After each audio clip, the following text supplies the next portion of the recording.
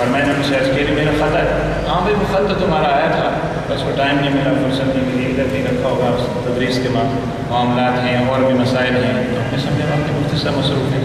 چلیں اچھا حضرت اب آپ لکھ دیجیے کہ میں فلاں دن آ جاؤں لینے کے لیے. کہنے کہ اچھا چلو میں لکھ دوں. پھر میں دوسرے مفتی صاحب کی خدمت میں گیا، انہوں نے مجھے ایسی گفتگو فرمائی. تیسرے کے پاس گیا، انہوں نے بھی یہی فرمایا. چوتھے مفتی صاحب اتفاق سے ہمارے استاد علامہ غلام رسول سعیدی صاحب تھے.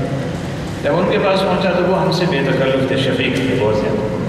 تو انہوں نے کہا جب 2-3 طالب علم اور بھی تھے ان کو باہر نکالنے کے بعد، کہنے لگے یار بات سنو، پہلے مجھے یہ بتاؤ یہ کالونی کو ہوتی کیا بلا، پھر میں بتاؤں کہ جائز ہے یا ناجائز. تو وہ خط لکھا، دوسرا بھی خط لکھا کہ ہمیں پتہ ہی نہیں کالونی ہے کیا. تو میں کیسے تم کوئی میٹیریل لا کے دو جس سے میں یہ سمجھوں کہ کالونی کیا ہوتی ہے. پھر جواز یا میں جواز نکلو. میں نے کہا پیچھے بھی مسئلہ یہی تھا لیکن انہوں نے کہا یہ صاحب وہ آدمی تھے، بڑی خدمت کی انہوں نے ماشاء اللہ. میں نے کہا یہ صاحب وہ آدمی تھے، بڑی خدمت کی، انہوں نے شرح صحیح مسلم لکھی ہے، بخاری شریف کی شرح لکھی ہے، قرآن کریم کی انہوں نے لکھی ہے، اور کام کی بیانوں مطالعہ اور بھی بہت کچھ. میں سمجھ گیا کہ مسئلہ یہ ہے. اس کے بعد میں نے ایک مضمون لکھا، کالونی کیا ہے، اس کا نام یہ. وہ مضمون میں نے کاروانی کمر میں شائع کیا اور میں نے تمام مفتیان کرام کو وہ رسالہ پہ بھجوایا اور ساتھ میں وہ خط بھی بھیجا کہ ہم نے پہلے آپ کو خط لکھا تھا، اس کا جواب نہیں آیا، یہ مضمون ہے، یہ بھی آپ کی نظر سے گزر جائے، ہم نے چاہا اس کا جواب بھی آ جائے. اس کے بعد کہیں کہیں سے کوئی فیصلہ آباد سے، کوئی لاہور سے، کوئی کہیں اور سے 2-3-4 جواب آ گئے. اسی طرح کریڈٹ کارڈ کے حوالے سے، کریڈٹ کارڈ کا استعمال جائز ہے ناجائز ہے کیا ہے، اس میں بھی یہی صورتحال پیش آئی. تو میں نے اس میں بھی قسط وار لکھنا شروع کیا کریڈٹ کارڈ کے. اور وہ جو قسطیں میں لکھ رہا تھا کاروانی کمر میں چھپ رہی تھیں، وہ مکمل جب ہو گئی تو اس کے بعد ہم نے سوچا کہ چلیں اس کو کتابی صورت میں شائع کر دیں گے. اسی دوران میں حضرت علامہ شاہ نورانی صدیقی رحمۃ اللہ علیہ سے ملنے کے لیے، ملاقات کے لیے میں سال میں ایک دفعہ جاتا تھا. 29 رمضان کو، 28 یا 29 رمضان کو جب اپنی مسجد میں تراویح ختم ہو جاتی تھی مکمل، تو 27 جب وہ مکمل ہوئی تو 28 کو وہاں چلے گئے. تو میں حسب معمول گیا. تو جب آپ تراویح پڑھا کے باہر تشریف لاتے تھے تو لوگ مصافحہ کرتے تھے. تو میں بھی ملا، مصافحہ کیا. تو آپ میرا ہاتھ پکڑ لیا اور ہاتھ پکڑ کے مسجد سے باہر آ کے ایک جگہ وہ بیٹھتے تھے تھوڑی دیر کے لیے. تو وہاں چائے نوش فرماتے تھے، مجھے بھی ساتھ بٹھا لیا. میں ذرا پیچھے ہو گیا اور لوگ مل رہے تھے اور وہ کہاں ہیں، ان کو بلاؤ. ایک جملہ انہوں نے پہلے تو یہ فرمایا، فقیہ واحد فقیہ واحد اشد علی الشیطان من 1000 عابد. جیسے انہوں نے یہ جملہ پڑھا نا، میں پہنچ گیا یہ جملہ کہاں سے ہے. تو کہنا ماشاء اللہ آپ کا رسالہ مل رہا ہے، بہت شاندار رسالہ آپ نے شروع کیا. اس وقت میں نے فقہ اسلامی شروع کر دیا تھا. تو وہ جو اس کے نیچے نیچے ہر صفحے کے نیچے نیچے جیسے حضرت فرما رہے تھے نا جلاری صاحب ڈاکٹر صاحب کے، وہ ہر صفحے کے نیچے نیچے ایک پٹیاں ہوتی ہیں، فالو ایسا دے دیں. تو یہ وہاں چھپتا رہا، فقیہ واحد اشد علی الشیطان من 1000 عابد. ایک فقیر شیطان پر 1000 عابدوں سے بھاری ہوتا ہے. تو میں سمجھ گیا کہ اس کو آپ نے وہاں سے پڑھا اور یاد کر. پھر فرمانے لگے وہ تم نے کریڈٹ کارڈ پہ مضمون لکھا تھا وہ کیا ہوا، مکمل ہو گیا؟ میں نے کہا جی الحمدللہ. کہنے کہ میں ماریشس چلا گیا تھا اور باہر چلا گیا، وہ آخری قسط میں نہیں پڑھ سکتا، وہ کاروانی کمر میں چھپ رہی تھی، وہ نہیں میں پڑھ سکتا. تو مکمل ہو گیا. میں نے کہنے کہ اس کو کتابی صورت میں اگر شائع کر دیا جائے تو بڑا اچھا ہو جائے گا، اس کو بھی انتظام بھی ہو جائے گا چھپوانے کا. میں جب بھی باہر جاتا ہوں اسے لوگ ضرور پوچھتے ہیں یہ کریڈٹ کارڈ کیا بلا ہے، اس کا استعمال جائز ہے ناجائز ہے. تو آپ کے مضمون کی قسطیں پڑھ پڑھ کے کچھ نہ کچھ معاملہ ہو گیا کہ میں لوگوں سے گفتگو اس سفر میں نے کی. تو کتاب تو میں نے چھاپ دی تھی اور وہ میری جیب میں تھی. تو جیسے انہوں نے یہ فرمایا کہ میں نے نکال کے پیش کی تو وہ تو کھڑے ہوئے، بڑی محبت سے انہوں نے ماتھا چوما اور فرمایا واہ یہ زبردست کام تھا. تو رسالہ فقہ اسلامی اس لیے جاری کیا کہ ہم اپنے علماء کرام کو جدید پیش آمدہ مسائل پر مواد فراہم کرتے رہیں تاکہ جب ان سے کوئی مسئلہ پوچھے تو وہ مسئلہ ان کی نظر سے گزر چکا ہو اور وہ اس پر جواب لکھ سکے. سیدھی سیدھی بات اس لیے شروع کیا، ورنہ کاروان قمر ایک عوامی رسالہ تھا اور چل رہا تھا اور اب بھی چل رہا ہے. اب بھی ہم اس کو چھاپتے ہیں. الحمدللہ اس کا یہ بڑا فائدہ ہوا کہ ہم نے اب جتنے بھی ایک ہم نے شرط اس پہ رکھی ہے کہ فقہ العبادات پر نہیں، فقہ المعاملات پر لکھیں گے. وجہ کیا ہے کہ فقہ العبادات پر بہت کچھ لکھا جاتا ہے، معاملات کو ہمارے ہاں اکثر ٹچ ہی نہیں کیا گیا. ضخیم کتابوں میں تو جہاں وہ مباحث آئے، علامہ سعیدی نے بھی اس پہ لکھا اور لوگوں نے بھی لکھا، بزرگوں نے ہمارے، لیکن مستقل اس کو موضوع بنانا، اسی پر لکھنا، یہ ہمارے یہاں کم ہوا. ہم نے کہا جو کام کم ہوا ہے وہ کرنا چاہیے اور ہم اپنے علماء کو، اہل علم کو، منتہی طلباء کو مواد نئے مسائل پر پہنچاتے رہیں. پھر ہمیں سارے مسائل موجود ہیں، وہ اس کا جواب اور اپنے جواب سے خود نکالیں گے، لیکن مسئلے کی جو کیفیت ہے وہ تو ان کو پتہ چلے نا کہ جب تکلیف شرعی معلوم نہ تو مسئلے کا جواب کیسے دیا جا سکتا ہے. اس خدمت کے جذبے سے کہ ہم اپنے علماء کرام کو، آخری سال کے طلباء کو یہ ہم لٹریچر پہنچاتے رہیں تاکہ وہ نئے مسائل ہوں کہ اس میں شامل ہوتے رہیں، علم میں آتے رہیں اور اس پر جب کوئی ان سے پوچھے تو اس کا جواب دے سکیں اور ان کے پاس لٹریچر ہو. اب آپ مجھے فرمائیں الفقی رسالہ جس کا آپ نے ذکر کیا، اس کے بعد اب تک اس انداز سے کسی نے کوئی کام کیا نہیں کیا. تو یہ ایک ضرورت تھی جس کو ہم نے اللہ تعالیٰ نے ہمیں محسوس کرا دیا اور ہم نے یہ شروع کر دیا اور 15 سال سے الحمدللہ ہم یہ کام کر رہے ہیں.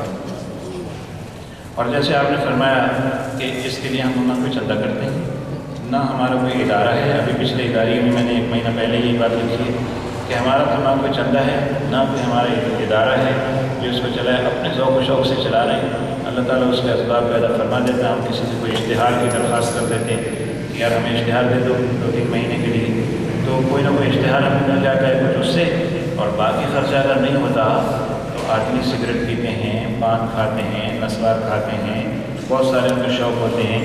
اگر میں بھی یہ کام کروں 4-5 ہزار روپے تو پان میں چلے جائیں گے، تو 4-5 ہزار روپے اگر میں وہاں ڈال دوں ہر مہینے تو کیا حرج کی بات ہے.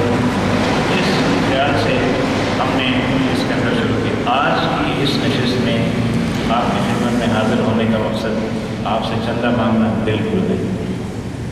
جو حضرات فقہ اسلامی جاری کروانا چاہیں، پڑھنا چاہیں، بالکل پڑھیں سے. اور پڑھنے کا ہم امتحان لیتے ہیں، پھر نہ کہیے امتحان ہم کیوں لیتے ہیں. تو 3-4 مہینے کے بعد ہم خط لکھتے ہیں اور پوچھتے ہیں کہ ہمارا رسالہ آپ کو پہنچ رہا ہے، اور پہنچ رہا ہے تو آپ نے اس کو پڑھا ہے. اگر پڑھا ہے تو اس کے جو مضامین اور مندرجات ہیں اس پہ ذرا اظہار خیال فرما دیں تاکہ ہمیں اطمینان ہو جائے کہ ہم صحیح سمجھ میں جا رہے ہیں یا نہیں جا رہے ہیں.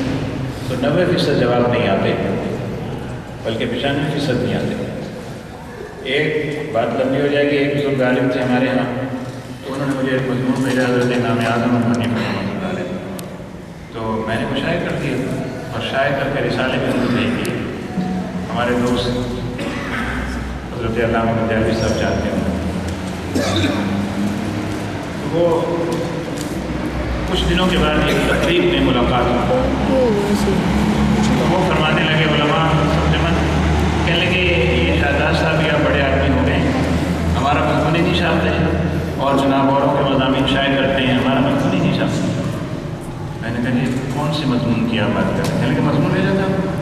میں نے کہا جی ایک تو مضمون آپ نے بھیجا تھا کوئی 4-5 مہینے پہلے، اس کی آپ بات فرما رہے ہیں، اس کے بعد بھی کوئی بھیجا ہے؟ کہنے لگے نہیں وہ امام اعظم پر جو بھیجا تھا ابھی تو بھیجا تھا. میں نے کہا نہیں وہ تو 4-5 مہینے پہلے آپ نے بھیجا تھا اور وہ تو ہم نے چھاپ دیا تھا. میں نے کہا نہیں. میں نے کہا اچھا ہو سکتا ہے مجھے مغالطہ ہو رہا. میں نے اپنا ریکارڈ آ کے چیک کیا اور اس کے بعد وہ رسالہ بھی لے لیا جس میں 4 جیب میں رکھا اور میں حضرت کی خدمت میں پہنچا. اور میں جب ان کے سامنے جا کے بیٹھا تو انہوں نے چائے میں منگائی. میں نے کہا جی جو آپ کا ڈیسک ہے نا، اس ڈیسک کے اندر میری ایک چیز رکھی ہوئی ہے، اگر آپ اجازت دیں تو میں نکال لوں. کہنے لگے آپ کو کوئی چیز اس میں کیسے آ گئی؟ میں نے کہا آپ کے ایک طالب علم کو میں دیکھ گیا تھا، اس نے لگتا ہے اس کے اندر رکھی ہوئی ہے اور وہ مجھے یاد ہے، تو آپ اجازت دیں تو میں نکال لوں. تو فرمانے لگے تو ہے کیا چیز؟ میں نے کہا میں دیکھ کے پہچان لوں گا اور میں نے ساری چیزیں کتابیں ان کی ایک ایک کر کے باہر نکالی. میں نکالتا رہا. نیچے ایک بنڈل 5 رسالوں کا خاکی لفافے میں لپٹا ہوا نکل آیا. وہ میں نے حضرت کو پیش کیا. میں نے کہا کہ یہ وہ میری چیز ہے جو آپ کے ڈیسک میں رکھی ہوئی ہے. اچھا ادھر کیسے آ گئی؟ میں نے کہا جی میں نے بھیجی تھی تو آئی ایسے خود بخود تھوڑی آ گئی. میں نے کہا یہ وہ رسالہ ہے جس کے اندر آپ کا مضمون چھپا ہے، جس کا آپ شکوہ کل فرما رہے تھے کہ آپ نے مضمون نہیں ہمارا شائع کیا. تو بڑے حیران. اچھا چھاپ دیا تھا میں. اچھا پھر کسی نامراد نے لے کے اس میں رکھ دیا ہوگا، مجھے دکھایا نہیں ہوگا.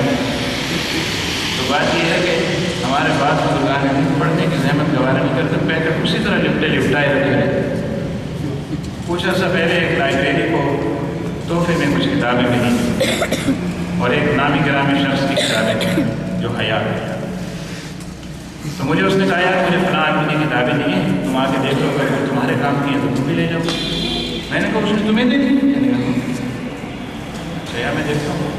میں گیا تو میں نے جا کے کتابیں دیکھی تو اس میں میری بھی وہ کتابیں تھیں جو میں نے ان کو بھیجی تھیں اور اسی طرح لفافوں میں بند تھی، کھول کے بھی نہیں دیکھی. اور بہت ساری کتابیں ان میں ایسی تھیں کہ جن کو کھول کے بھی انہوں نے دیکھنے کی زحمت نہیں کی. تو ہم سمجھتے رہے ہماری کتاب انہوں نے دیکھی ہوگی، پڑھی ہوگی، مشاہدہ فرمایا ہوگا، ہم خوش ہو رہے.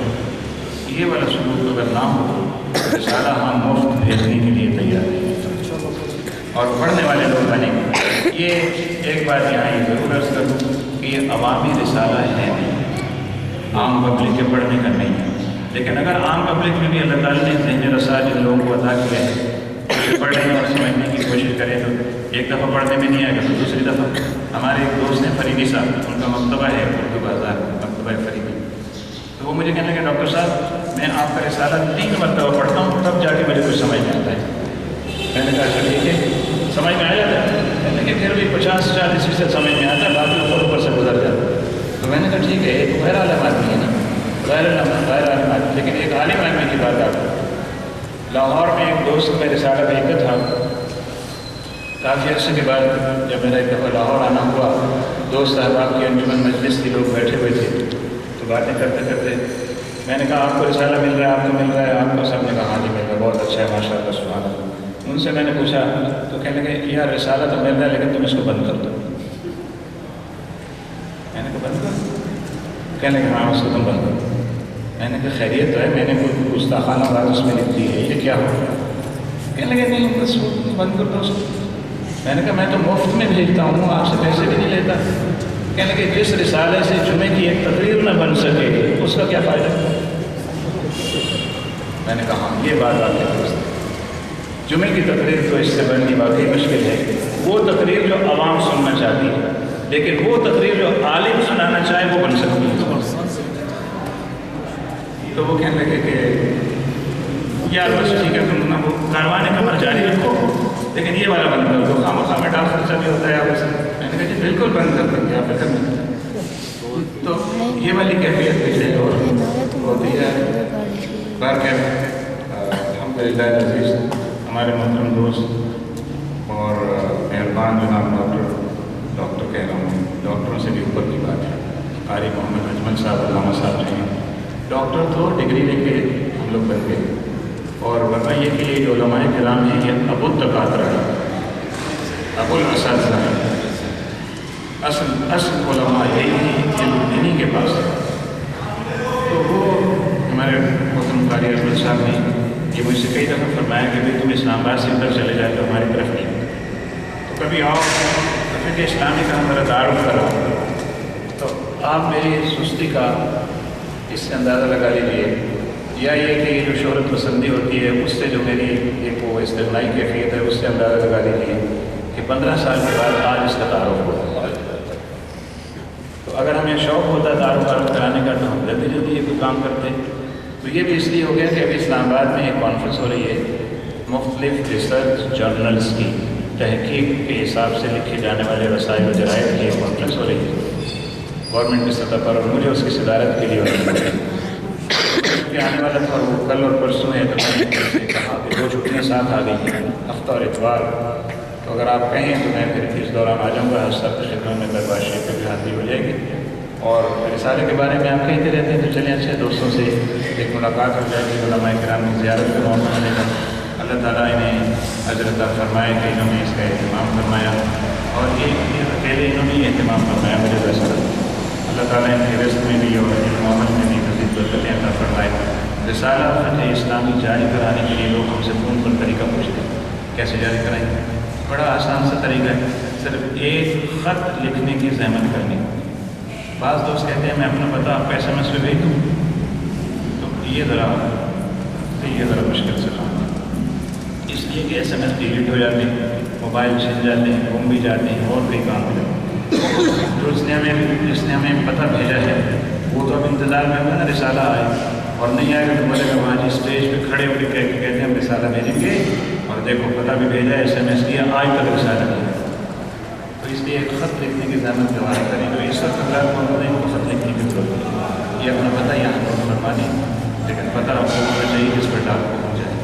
تو انشاءاللہ ہم جو ہے وہ اس پہ رسالہ بھیجنا شروع کر دیں گے، اور کوئی جاری کرانا چاہے تو ہمیں خط لکھ دیں، اور خط کے ساتھ یہ لکھ دیں کہ رسالہ میرے نام اس پتے پر جاری کر دیا جائے تو انشاءاللہ۔ اور ایک اور بات ہے، ویسے بھی ہم اہل علم کو رسالہ مفت میں بھیجتے ہیں، لیکن جو اساتذہ جو علماء کرام فقہ اسلامی کی تدریس فرما رہے ہیں ان کو ہم اور بھی زیادہ شوق سے دیں گے، کیونکہ ان کے یہ کام آنے والی چیز ہے۔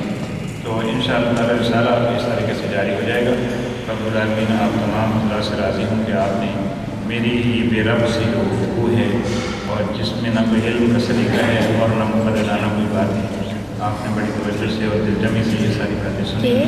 اللہ رب العالمین آپ کے درجات کو بلند فرمائے، اور میری خطاؤں کو اللہ رب العالمین معاف فرمائے، اور ہمارا یہاں اس نیک مقصد کے لیے یہ رسالہ ہے، اس کے اندر کچھ اچھی بات ہوتی ہے، اگر ہم نے اچھی باتیں کی ہیں تو اللہ تعالیٰ اس شرک قبولیت عطا فرمائے۔ وما علیہ السلام۔